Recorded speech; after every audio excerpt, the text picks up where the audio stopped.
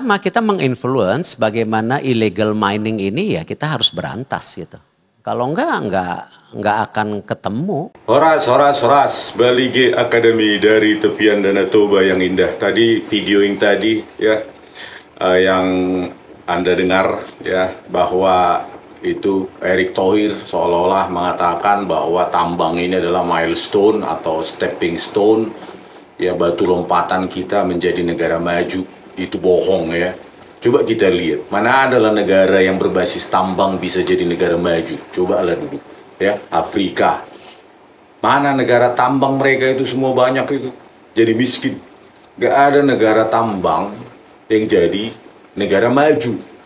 Negara yang berfokus pada pengembangan SDM, sumber daya manusia, riset, teknologi tinggi, teknologi terapan, itulah yang maju.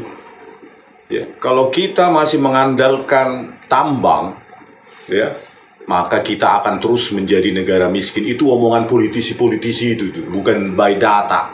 Negara manalah dulu yang bisa maju? Memangnya Jepang dulu nambang? Korea Selatan, semua mereka negara-negara tandus, tetapi mengembangkan dengan serius, seksama, berkelanjutan terus SDM-nya itu diperbaiki, laboratorium risetnya diperbaiki, diberikan dana besar.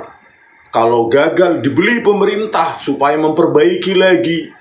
Hasil risetnya gagal lagi, dibeli lagi, terus disupport. Seperti Amerika juga begitu, ketika menemukan semikonduktor. Ya, gagal ya dibeli IC itu ya, integrated circuit itu dibeli oleh negaranya supaya laboratorium itu maju. Indonesia enggak, malah dipangkas oleh Prabowo Subianto, malah direkrut staf ahli dari buzzer ya, staf khusus dari buzzer, itulah dibayar 30 juta sebulan ongkang-ongkang. Apa kerjaannya? Main medsos mungkin ya, kerjaannya 30 juta sebulan. Jadi omong kosong ya. Kalau Luhut Binsar Panjaitan hilirisasi tambang bla bla bla, setiap menteri itu yang mantan supir juga, Bahlil apa itu ini akan hilirisasi menjadi, nggak ada itu ya. Satu negara pun malah jadi miskin. Coba kalian lihat provinsi-provinsi yang mengandalkan tambang, mana hasilnya? Apakah mereka menjadi provinsi kaya? Enggak. Setelah habis tambang itu, lahan itu rusak, ya miskin. Yang tersisa adalah bencana alam. Ya, omong kosong. Kalau tambang, hilirisasi tambang ini akan membuat Indonesia negara maju. Kapan majunya? Yang ada adalah mereka menguasai lahan sesukanya, ya, dengan HGU itu. Ada Prabowo Subianto, sawit dan segala macam. Ya, 500.000 hektar, Erick Thohir itu 482.000 hektar, tambangnya di Kalimantan Tengah, Timur, Sulsel, semua 482.000 hektar. Inilah tambang-tambang dengan merusak alam inilah yang membuat mereka kaya, mengembangbiakkan bisnisnya ke media, telekomunikasi, olahraga, dan lainnya. Dari tambang, dari merusak alam. Apa hebatnya dengan merusak alam? Saya kira dulu ketika membaca orang ini masuk Forbes bla bla bla segala macam, saya kira sudah menciptakan teknologi kekayaannya atau apalah ya. Ternyata dengan merusak alam, menebang hutan, ya, menubangi kayu jadi industri hutan, terus tambang, sawit, ya semua menebang hutan. Jadi kekayaan mereka ini berasal dari HGU milik rakyat itu, ya. Itulah yang yang dikuasai mereka sejak, ya. Saya kira yang paling sayang di Republik ini, yang paling sayang terhadap lahan, sumber daya alam adalah Presiden Soekarno ya. Karena dari data Walhi kita lihat itu tidak ada ya Presiden Soekarno itu memberikan izin untuk logging ya, untuk industri perhutanan, perkayuan, ya, kebun kayu, sawit, tambang, itu nggak ada loh. Ya, saya cari-cari juga di internet nggak ada. Coba kalau salah saya koreksi. Ya, sepanjang yang saya cari memang tidak ada. Memang Soekarno kurasa ya biarkan itu untuk Indonesia gitu loh, untuk rakyat gitu loh. Ya, ini kan enggak. Indonesia ini HGU sampai ratusan ribu hektar, ya, Eka Cipta Wijaya sampai 3 juta hektar, satu family, satu orang. Tapi rakyat sedikit saja ditambang di tanah nenek moyangnya, langsung ilegal itu, ilegal, tangkap, pidanakan. Ya, kan begitu. Padahal tanah kampungnya yang ditambang atau dipanen ya. Apa rupanya? Gitu loh. Tapi dengan alasan legalitas lah ya, para elit-elit politik, elit-elit yang dekat kekuasaan ini pakai alasan legalitas. Tangkap itu, tidak bayar pajak itu, bla bla bla. Kan kalau masalah bayar pajak, ya tinggal apakan pajaknya. Legalitas, ya bantu urus legalitasnya. Ya kan, supaya rakyat sama-sama makmur, gitu loh. Kalau nggak ada smelter atau apapun ya, istilahnya masalah limbah, ya lakukan pelatihan, pendidikan, bukan langsung tangkap, pecat, pidanakan. Itu tidak legal itu, tambang ilegal itu. Tetapi dia sendiri seperti Erick Thohir 482.000 hektar tambangnya. Ya, memangnya merusak alam itu. Memangnya benar bayar pajak itu. Ya, makin besar perusahaan makin gampang nilap pajak. Kan kalian tahu sendiri lah, banyak akuntan-akuntan itu yang bisa disewa untuk membuat 10 pembukuan pun bisa. 100 ya. Saya punya teman dosen itu ya, akuntan. Ya itu kerjaannya. Ketawa dia ya, bisa membuat 100 jenis pembukuan. Satu pembukuan ini untuk ini, pembukuan itu untuk itu. Banyak untuk dimainkan. Itulah kalau perusahaan besar. Tapi kalau perusahaan tambang-tambang kecil milik rakyat, mana sanggup dia menyewa akuntan 1 tahun 10 miliar. Ya, inilah dari grafik ini kita lihatlah ya, bahwa mulai Soeharto ya 32 tahun, inilah apanya yang dia perbuat untuk menebang hutan, membabat habis hutannya. Padahal di situ kalau hutan terpelihara, ya ada rakyat bisa hidup kemenyan, ya ada bisa cari segala macam kehidupan di sana, binatang juga bisa hidup. Tetapi ya itulah otaknya langsung otak duit, gimana ya, jual izin segala macam. Ya, logging ya, kayu ini menebang hutan ya, untuk kayu dijual ya, logging 61.700.000 hektar ya, kebun kayu 4.200.000, sawit 2,9 juta, tambang 9,8 juta. Inilah total lahan yang dihabisi oleh Soeharto, 78,676 juta hektar ya, dalam 32 tahun. Ya, sekitar 250.000 hektar hutan habis setiap tahun selama dia 32 tahun memerintah ya. B.J. Habibie juga ya, untuk lodging dia 1,6 juta, kebun kayu 118.000 hektar, sawit 284.000, tambang hanya 5.000 ya. Jadi totalnya dia 2 juta. Dalam satu tahun pemerintahan sudah 2 juta hutan habis. Abdurrahman Wahid, Gus Dur, 2 tahun ya, 1,3 juta logging, 113.000 untuk kebun kayu, sawit 107, total 1,5 juta hektar. Dalam 2 tahun, 1,5 juta hektar lahan hutan habis. Ya, Megawati Soekarno Putri 2001 sampai 2024, 1,2 juta untuk lodging, kebun kayu 417.000 hektar, sawit kosong, tambang 927.000 hektar, total 2,6 juta ya. Jadi dalam 3 tahun dia 2,6 juta hektar hutan habis, rata-rata hampir 900.000 hektar sawit hutan habis per tahun selama pemerintahan dia. Susilo Bambang Yudhoyono, ini yang paling mengerikan, ini yang paling brutal ya, menghabisi hutan itu ya, 2004 sampai 2014.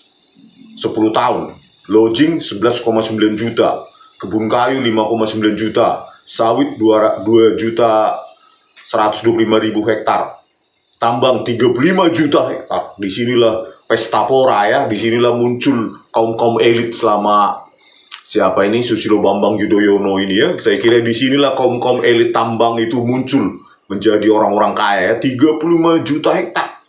Total hutan yang dihabisi dia 55 juta hektar lebih dalam 10 tahun. Berarti 5.500.000 hutan habis per tahun selama apa ini ya, Susilo Bambang Yudhoyono. Saya yakin di sinilah kaum elit tambang Indonesia, Erick Thohir dan lain-lain itu hadir ya. Ya Luhut, Eka Cipta dan lain-lain di sinilah hadir ini selama Susilo Bambang Yudhoyono. 35 juta hektar untuk tambang. Gila ya. Menterinya siapa? Ya ini, salah satunya ini yang juara lepas izin hutan jadi perkebunan dan tambang inilah. Si Zulkifli Hasan ini ya. Selama dia menjadi menteri hutan 2,4 juta hektar dia habisi hutan Indonesia. Nggak peduli dia. Nggak ada cintanya ini sama binatang, sama kehidupan apa hutan segala macam. Nggak habisi ya. Untuk generasi penerus nggak peduli. Gitu, ya. Terus Joko Widodo 2014 sampai 2024 ya yang baru selesai. Untuk lodging 2,6 juta, kebun kayu 3,1 juta, sawit 598.000 dan tambang 1,6 juta. Nah, di sini juga besar ya. Terbesar nomor 3 memberikan izin tambang ini. Setelah siapa? Susilo Bambang Yudhoyono dan Soeharto. Ya. Soeharto dalam 32 tahun memberikan izin tambang itu seluas 9,8 juta. Susilo Bambang Yudhoyono 35, sekian juta. Nah inilah Jokowi 1,6 juta selama 10 tahun untuk izin tambang. Total lah hutan yang dibabat 7,9 juta ya. Artinya 790.000 hutan habis setiap tahun. Jadi Indonesia kalau presidennya begini terus, suatu saat ya hutan itu hanya ada di foto-foto di museum. Ya, Indonesia dulu pernah punya hutan, dulu pernah punya gajah Sumatera, punya harimau Sumatera, punya si Amang, punya binatang-binatang yang lain yang sekarang sudah punah. Ya, sekarang Indonesia mungkin 50 tahun lagi kalau presidennya begini terus ya, tidak sayang lingkungan, ya, maka Indonesia akan menjadi padang pasir. Padang pasir, habis semua menjadi ilalang, setelah itu tidak ada hujan, setelah itu padang pasir. Ya, seperti di Afrika sana. Ya, inilah semua mereka-mereka ini mengatakan keberpihakan ya, kampanyenya terutama Jokowi ini kampanyenya banyak menyebut keberpihakan kepada rakyat. Ya, ini sumbernya dari Walhi ya. Ternyata juga memberi banyak pada korporasi, kepada perusahaan-perusahaan besar tambang ya, salah satunya Erick Thohir lah ya, Eka Cipta Wijaya dan lainnya, terutama kehutanan dan pertambangan. Jadi bayangkan kalau Prabowo Subianto meneruskan ini, katanya 20 juta hektar lahan mau dihabisi ya, mata mereka ya, orang-orang yang rakus terhadap kekayaan alam Indonesia ini sudah menyorot ke Papua. Pantas saja ya kalau kita lihat masuk akal kalau Papua minta merdeka ya, karena mereka tidak mau bernasib serupa seperti Sumatera, Kalimantan, Sulawesi yang habis hutannya. Ya, bukan karena rakyatnya yang rakus, tetapi para elit-elit itu yang dekat dengan kekuasaan itu yang rakus. Pantas saja mereka ingin merdeka. Ya karena ya akan dihabisi.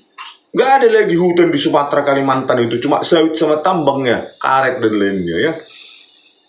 Inilah kita perlu apa? Orang mengatakan reformasi 98 jilid 2. Saya setuju sih, tapi minus tidak ada huru hara.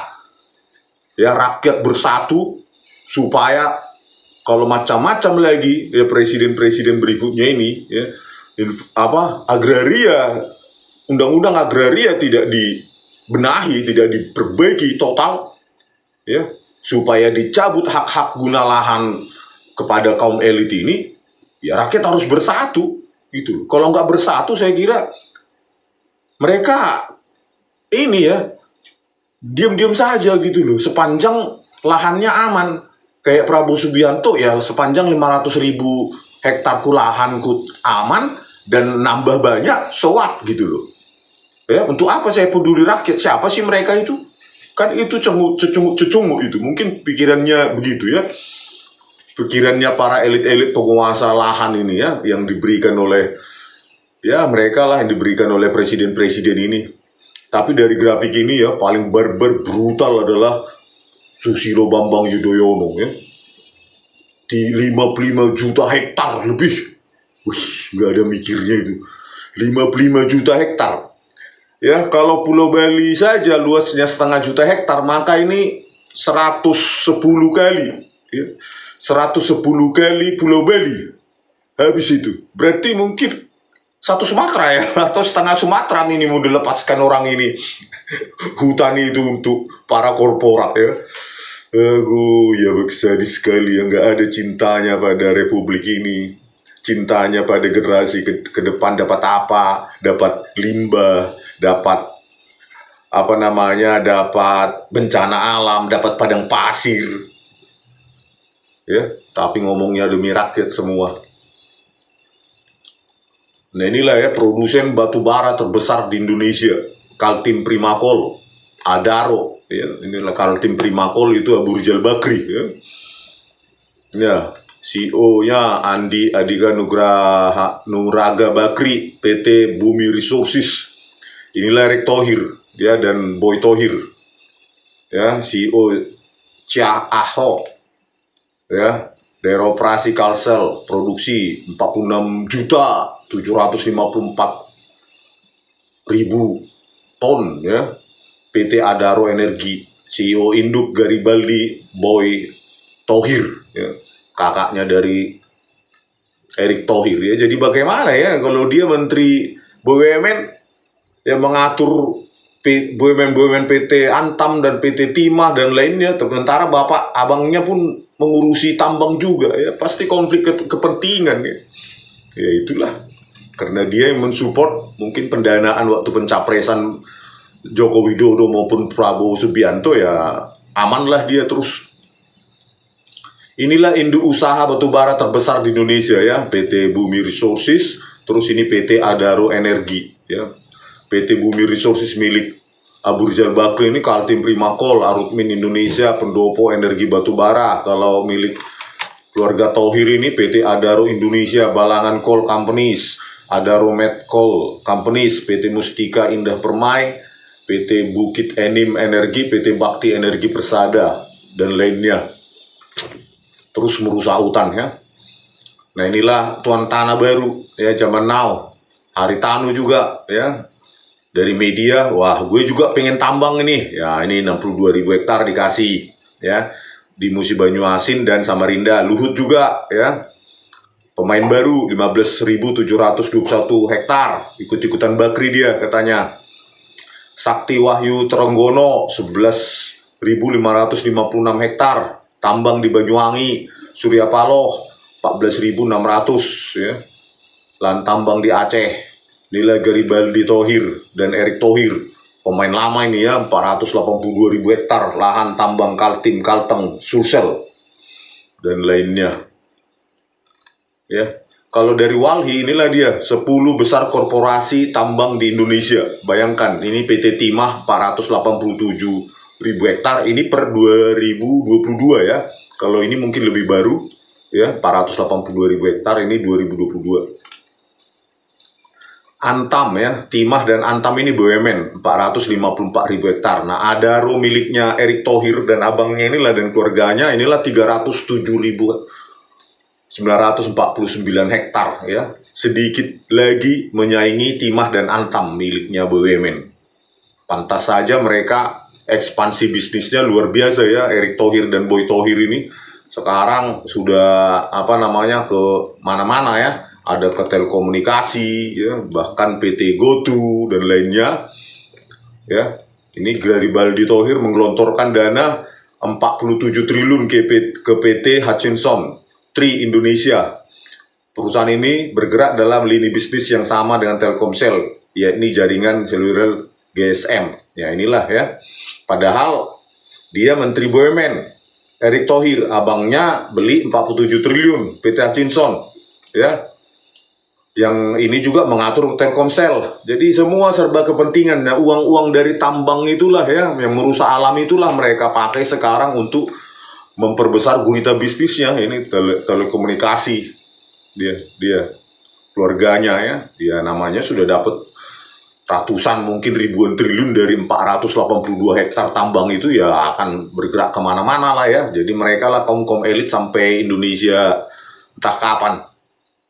Rakyat Dikasih 1 meter aja pun nggak ada HGU itu untuk tambang. Kalau ditambang aja apa orang lokal langsung mulutnya Erick Thohir ini paling cepat ngomongnya, itu tambang ilegal, supaya perusahaannya dia aman ya. 482.000 hektar ini ya atas nama legalitas ya.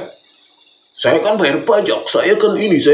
Tapi kan itu tanah nenek moyangnya Erick Thohir. Ya.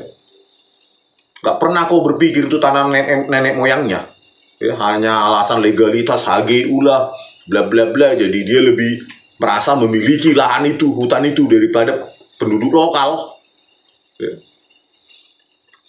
Ya, selain telekomunikasi juga, mereka juga Erick Thohir dan lainnya sama Luhut Binsar ya bisnis PCR kemarin ya. Nah ini dah Garibaldi Thohir, Yayasan Adaro, organisasi nirlaba di bawah PT Adaro Energi Tbk mengantongi 6,18% saham GSI, main PCR juga mereka dan lainnya.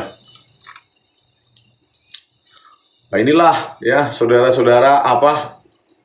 Nah kalau Erick Thohir setelah tambang itu ya kekayaannya tentu meledak ya ke bisnis media, bisnis olahraga. Ya dari mana duitnya untuk beli-beli ini kalau nggak dari tambang? Coba memangnya apa kedukun menggandakan uang? Ya pasti ada uang sebelumnya membeli media lah ya dan segala macam ini ya. Antv, Republika, Media Mandiri, Mahaka Media, bisnis olahraga, Internasional Milano, bla bla bla ya. Dari mana uangnya? Ya dari tambang tadi itu ya. Inilah presiden-presiden yang memberikan izin tambang kepada mereka itu, terutama Susilo Bambang Yudhoyono ini ya. 55 juta hektar habis hutan itu untuk tambang 35 juta. Gak mikir sama sekali ke depan tuh bagaimana Indonesia akan kena bencana terus ya, banjir, longsor dan lainnya. Ya saudara, ya harusnya ya kita bergeraklah, harusnya rakyat makin sadar, terutama ahli-ahli hukum itu. Kenapa nggak kalian ajukan ke MK untuk atau bagaimana caranya untuk apa ya mengubah hukum ini? Kalian teriakkan hukum undang-undang agraria ini yang sudah tahun 60, PP-nya juga tahun 96, harusnya diubah sehingga dibatasi kepemilikan badan hukum atau korporat ini memiliki HGU ya, seperti di sini ya, ini ya PP nomor 40 tahun 96, supaya ini lahan maksimumnya pasal 5 ini jangan ditetapkan oleh menteri lot maksimumnya, nggak ada angka di sini ya. Ya pasal 5 ayat 3 ini, luas maksimum tanah yang dapat diberikan dengan hak guna usaha kepada badan hukum ditetapkan oleh menteri. Jadi unlimited dia, nggak pakai angka. Ini kan harus diperbaiki ini. Masa satu orang bisa menguasai seperti Eka Cipta Wijaya 3 juta hektar, ya, Prabowo Subianto 500.000 hektar, Erick Thohir 482.000 hektar. Ini kan harus diubah ini, hei ahli hukum. Kalau saya ahli hukum sudah trik-trik saya dari dulu saya. Kalau saya ahli hukum, ya. Sayang saya kuliah engineering cuma baca-baca kayak gini peraturan pemerintah. Dari sini aja sudah sangat sangat miris sekali Indonesia ini ya. Dulu penjajahan Belanda mengokupasi semua lahan. Setelah Indonesia merdeka, justru orang ini yang menguasai dan menjajah kita atas nama legalitas HGU. Padahal mendapatkan itu pasti KKN ini. Nggak mungkin dikasih permen aja. Presidennya atau menteri ini kasih permen, aku sama aku lah HGU itu ya. Nah di pasal 16 lebih konyol lagi ya. Ya setelah luas maksimumnya unlimited, tidak dibatasi oleh PP 40 tahun 96 ini pasal 16 lebih parah lagi. Guna usaha bisa dialihkan dengan cara jual beli, tukar menukar, penyertaan modal, hibah dan pewarisan. Bayangkan bisa diwariskan ke anak cucunya, bahkan ke kucingnya pun bisa diwariskan itu. Ya, misalnya dia sayang sama kucingnya, bisa diwariskan ke kucingnya itu. HGU milik rakyat itu, ya, bisa dihibahkan. Misalnya saya mau hibahkan ke mana, bisa tetangganya atau ke satpamnya bisa. Tukar menukar juga bisa, sesama mereka saling tukar juga bisa, jual beli juga bisa. Ya, lahan rakyat HGU bisa diperjualbelikan kayak milik sendiri.